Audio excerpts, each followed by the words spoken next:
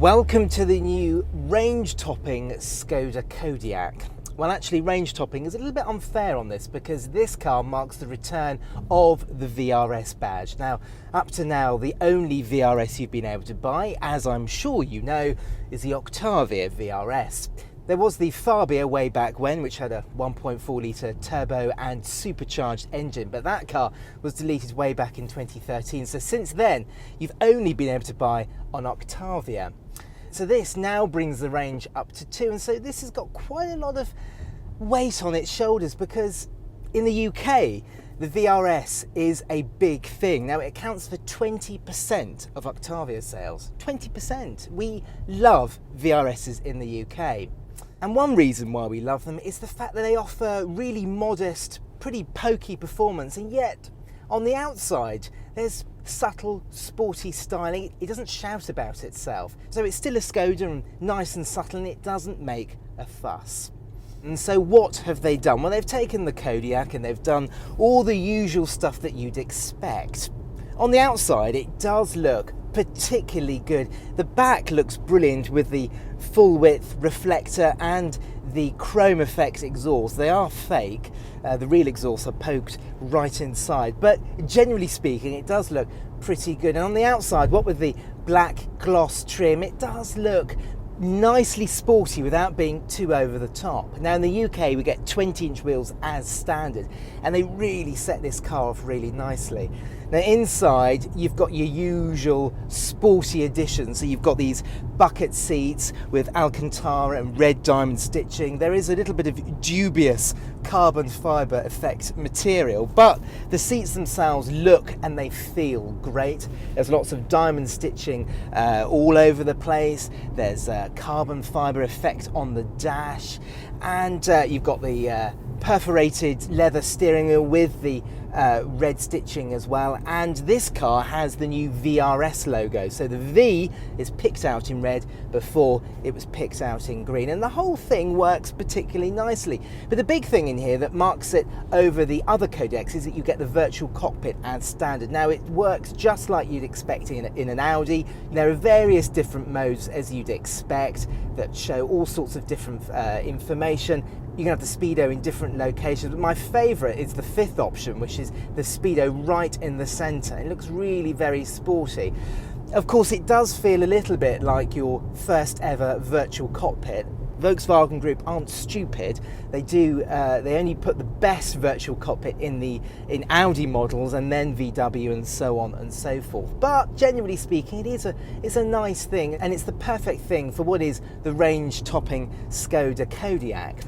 Elsewhere, it's just pretty much standard Skoda Kodiaq. So there's lots of nice soft touch plastics around, lots of nice little cubbies, you know, clever little things like the cup holders down there, which have got a special base on them, which allow you to open bottles one-handed. Loads of space in the back. I mean, you're not going to struggle for knee room here whatsoever. And in the UK, the vRS comes as standard with 7 seats. Now, the idea for that is this is the range-topping model, so it's got to come with the 7 seats. In Europe, you can have it with 5, but in the UK, you get those 2 extra pop-out seats from the floor, and it adds an extra level of versatility, which is great.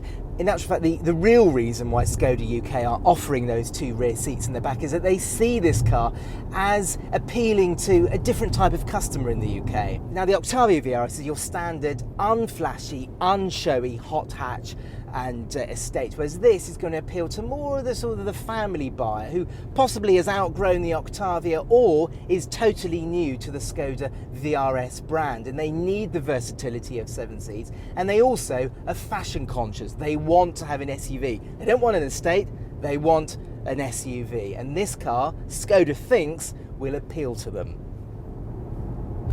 Now on the motorway, this thing, it just feels like your standard Skoda Kodiaq. Yes, you're sitting in these very comfortable seats, but the whole thing is nice and refined and comfortable, just like your standard Skoda Kodiaq. In fact, you wouldn't think this was the sporty model. And in many ways, this car does feel just a little bit of a disappointment because it is so refined, it's so comfortable, it feels like the standard car.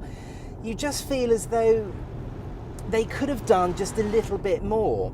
That is until you go on a curvy, twisty piece of road, and then this car does unleash a nicer, more exciting side to its character. Now, to add to the sporty experience, Skoda they've resorted to adding fake noise, ladies and gentlemen. They've put a sound actuator in this car, and in comfort mode you don't tend to hear it. In normal mode you can hear a little bit of fake noise being pumped in. When you dial up into sport mode you get this full-on fake exhaust noise, and it's quite an odd sound, I have to say. It's not your typical fake engine sound noise. Well, it wouldn't be, would it? Because it's trying to replicate diesel engine noises, and the whole thing does sound pretty odd, I have to say. Let me put it into sport mode now, and I don't know if you can hear that. It's a pretty odd sounding thing. I'm not quite sure whether I like it or not. Right, here we go again.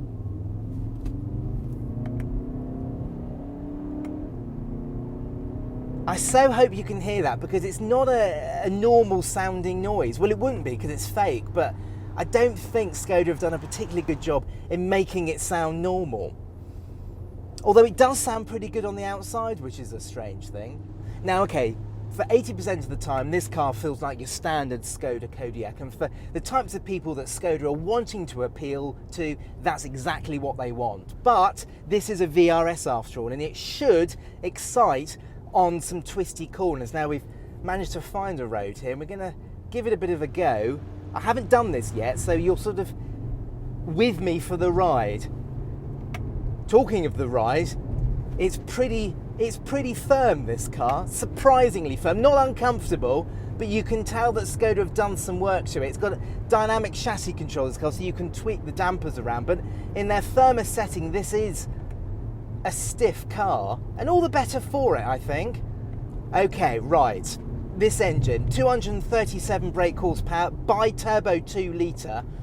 It's not sort of face-bending fast, but it's nicely pokey, and because it's a diesel, all that 500 newton meters of torque is available low down, and the mid-gear acceleration of this car is really good, actually. It's surprisingly fast. It doesn't feel it, but when you look down at your speedo, you're going pretty quickly. Now, you get a 7-speed DSG box in this, and you get a 7-speed DSG gearbox in this, and yeah, it's predictably good. It's a little bit hesitant at times, but most of the time it's pretty good, actually. But it handles pretty well, this thing. It really does. I'd like the front end to be a little bit sharper, but this is an SUV after all. This is a 2-ton SUV, and I think they've done a pretty good job. I'm just going to try and find a bit of a sharp corner, just a speed hump. Oh, again, the ride is pretty. It's not crashy. It's just there is a bit of a firm edge to it. So well done, Skoda. 10 out of 10, top of the class. Job done. No, not quite, because there is a slight problem that I have to tell you about. Now, yes, there is a lot of performance. Yes, it's nicely trimmed in here. Yes, it looks pretty good. Yes, it goes pretty well too.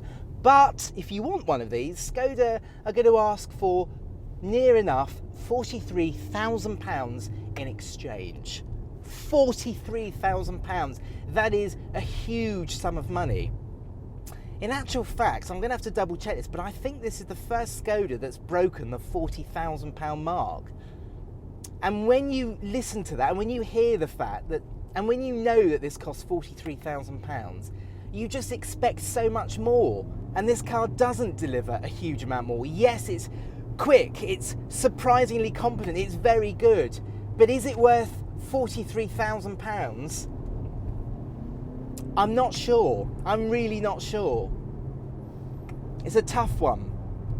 But Skoda say they're only going to bring 300 to the UK, and that's not because it's some sort of limited edition, and that's as much as the factory can build the UK at this present moment in time, because they're absolutely stacked with building standard model Kodiaqs. Now with that in mind, you could see this becoming a bit of a collector's item, but for the mass market, for the general man on the street, I think they're going to be put off a little bit by the price. Which is a shame really, because this car delivers in all areas. It's practical, it's fairly comfortable, it's nicely made, and for 80% of the time it's just your standard family SUV, and yet for that 20% of the time this thing is surprisingly good fun.